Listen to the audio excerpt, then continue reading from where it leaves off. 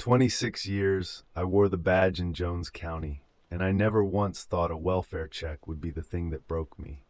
Not a shooting, not a wreck on 83 with a family van. A welfare check on an old man who missed church. It was the last week of October 2001. Cotton harvest winding down. Sky the color of drier lint. That flat gray you get before a norther pushes through. I was running patrol out of the Stamford substation, which mostly meant driving loops on farm roads and waiting for something to happen. Most days nothing did. Dispatch came through around 2:45. Pastor Langley over at First Baptist had called in a concern. Harold Pruitt, 78 years old, hadn't been in a pew for 3 Sundays running. Harold never missed church, not in 40 years, not when his wife died, not when his hip went bad. 3 Sundays was enough to get the pastor on the phone. I knew Harold, not well, but enough. Ran into him at the Allsups now and then. He'd buy a coffee, talk about his Herefords, complain about the wind. Typical old rancher, sharp for his age. Drove himself everywhere in a white Ford F-150 with a dent in the tailgate. County Road 302 runs east out of town past the gin yard. Cotton fields on both sides, barbed wire, Kalish dust blowing across the road in white sheets. Harold's place sat about 8 miles out, white clapboard, tin roof, pecan tree dropping leaves all over the porch. I pulled into the drive and the first thing I noticed was the porch light, burning at 3 in the afternoon, broad daylight. His truck was there, same white F-150, same dent. Radio was cutting in and out that far from town. I called in my arrival, got half a response from dispatch, gave up. Walked up to the porch, knocked 3 times. The door opened before I got my hand down. Harold was standing right there, like he'd been waiting on the other side. Clean shave, khaki pants, pearl snap shirt buttoned to the collar. House behind him smelled like pot roast. TV on low in the living room, Weather Channel, some guy pointing at a cold front moving through the panhandle. "Afternoon, Harold." "Deputy," he nodded. Stepped back to let me in. No surprise on his face, no confusion, just calm. I told him the pastor had called, said folks were worried. Harold waved his hand like he was shooing a fly. "I've been meaning to go, just been busy." I glanced around. Living room was clean, not just picked up clean, spotless. Carpet lines from a vacuum, lemon pledge smell under the pot roast, doilies on the armrests. Place looked like someone was expecting company. "You doing all right out here by yourself?" "I'm fine, deputy, just fine." I almost wrote it up right there. Welfare check, subject alert and oriented, no signs of distress. Close the call, drive back. But something made me look around one more time. The hallway mirror. It was covered. Brown packing paper taped over the glass, edges folded neat. I wouldn't have noticed except the tape had pulled away on one corner and the paper was curling. I looked at the bathroom door, open a crack. Same thing. Mirror covered. The one above the fireplace mantel. Covered. Every mirror in the house I could see from where I stood, all of them taped over with brown paper. Careful work, not rushed, like someone had taken their time.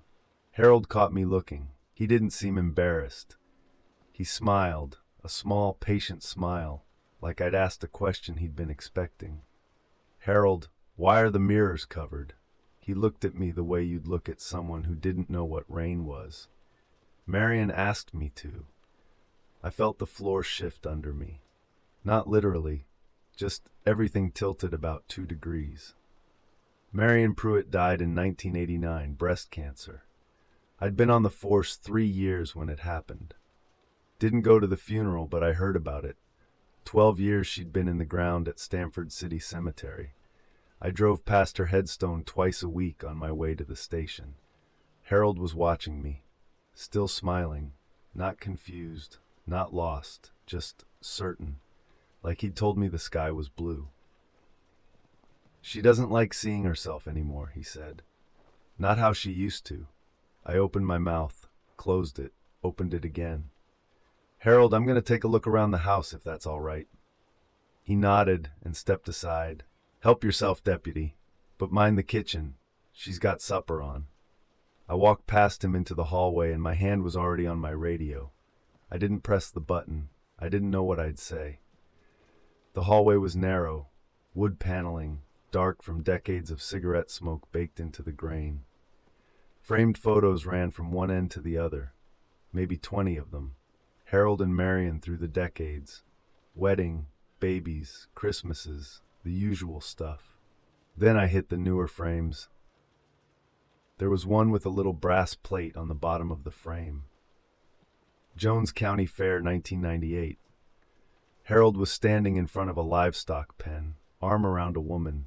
Marion, same face, same eyes, but older, hair shorter, gone silver, the way it would have gone if she'd kept living, if she hadn't died 9 years before that photo was taken. I stepped back, looked at the next one. Christmas 2000. Harold and Marion on the porch of this house, tinsel on the railing. She was in a green sweater. He was holding a mug, both smiling. Marion Pruitt had been dead 11 years when that photo was taken. I checked 3 more, all dated after 1989, all showing Marion, aging naturally, new clothes, new haircuts, a satellite dish on the roof that Harold didn't install until 96. These weren't old photos in new frames. I went to the kitchen. Pot roast was on the stove in a Dutch oven, lid off, steam still rising. 2 plates on the table. One had food on it, half eaten, fork resting on the edge. The other plate was full. Pot roast, carrots, potatoes, still warm. I could see the heat coming off it. The chair in front of the full plate was pushed back from the table, maybe 2 feet, like someone had been sitting there and stood up in a hurry. I put my hand on the seat of the chair, warm. She's shy around visitors. I jumped. Harold was standing in the kitchen doorway. I hadn't heard him come down the hall. Harold, I kept my voice level. Who made supper? Marion did. I can't cook worth a damn. She'll tell you that herself. He chuckled, soft. When did she come back, Harold? He looked at me the way you'd look at someone asking a stupid question. She never left, deputy. The pastor came by last month asking the same thing. She was standing right behind me, and he looked straight through her. My mouth tasted like pennies. That copper wire taste you get when your body knows something your brain hasn't caught up to yet. I walked back to the hallway, stood in front of the mantel. The mirror behind the brown paper was big, maybe 3 feet wide. The tape on the right side had been peeling. I reached up and pulled the corner back. Just an inch or 2. I don't know what I expected. I think I expected nothing. Just a mirror showing an empty room and a crazy old man and a deputy who needed to call Adult Protective Services. The mirror showed the living room behind me, Harold's recliner, the TV, the doilies on the armrests, Harold standing near the kitchen door watching me, and behind Harold, a woman. She was wearing a floral dress, blue flowers on white cotton. Her hands were at her sides. Her head was tilted, just slightly, like a dog hearing a frequency it can't identify. She wasn't moving, wasn't blinking, just standing about 2 feet behind Harold's left shoulder. I turned around. Harold was there. The space behind him was empty. I could see the kitchen door frame, the edge of the stove, the light from the window. Nobody there. I looked back at the mirror. She was still in the reflection. Same position, but her head had tilted the other way. I pressed the paper back down, smoothed the tape with my thumb. My hands were shaking and I couldn't make them stop. Harold's voice came from behind me, quiet, almost gentle. She doesn't like it when people look. I turned around. Harold was smiling, the same patient smile. And just for a second, just a flash, maybe a quarter second, I saw something in his eyes that wasn't confusion. It was fear. The old man was terrified, and he had been the whole time. I'm gonna head out, Harold. My voice came out wrong, too high. I cleared my throat. You call the station if you need anything. He nodded. She says you can go. I walked to the front door, didn't run, wanted to. Got to the porch, and the air hit me. And I realized I'd been holding my breath since the mirror. I didn't look back at the house. I drove a quarter-mile down CR 302 before I pulled over and sat there with the engine running and my hands on the wheel until they stopped shaking. I filed the report that evening. Welfare check, subject alert and oriented, possible cognitive decline, references deceased spouse as present, recommend follow-up. Standard language, safe language. I didn't mention the photos, didn't mention the mirror. What would I have written?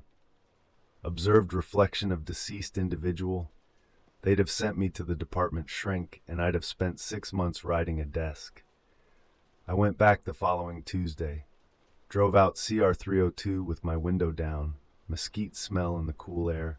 Told myself I was just doing a follow-up. The house was dark. Truck gone. Porch light off. Pecan leaves piled against the steps like nobody had swept in a week. Drove down to the nearest neighbor, Gail Dempsey, about a mile south. She said an ambulance came Thursday.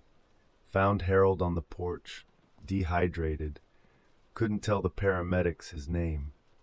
They took him to the VA hospital in Big Spring. I called Big Spring that afternoon. Harold was stable but didn't remember my visit. Didn't remember covering the mirrors. He asked the nurse where Marion was. They told him she died in 1989. He cried. The nurse said he cried like it was the first time he'd heard it. I should have left it there. Old man with dementia. Grief doing strange things. That's what it was. That's what I should have let it be. But I drove back out on my lunch break. Door was unlocked. I went in. First thing, the mirrors. All uncovered. Brown paper gone. No tape residue. Glass clean, like someone had wiped them down with Windex. I walked the hallway. The photos. I stopped at the first one. Wedding portrait. Harold at the altar in a brown suit, carnation pinned to his lapel. Standing alone, no bride, no Marion. Just Harold, smiling at nothing, the church pews empty behind him. I went to the next one. The baby in the hospital. Harold holding an infant. Alone, no woman in the bed. The bed was made, flat, like nobody had ever been in it. The county fair, 1998. Harold standing by the livestock pen, arm out, resting on nothing, smiling, alone. Every photo. Marion was gone, not removed.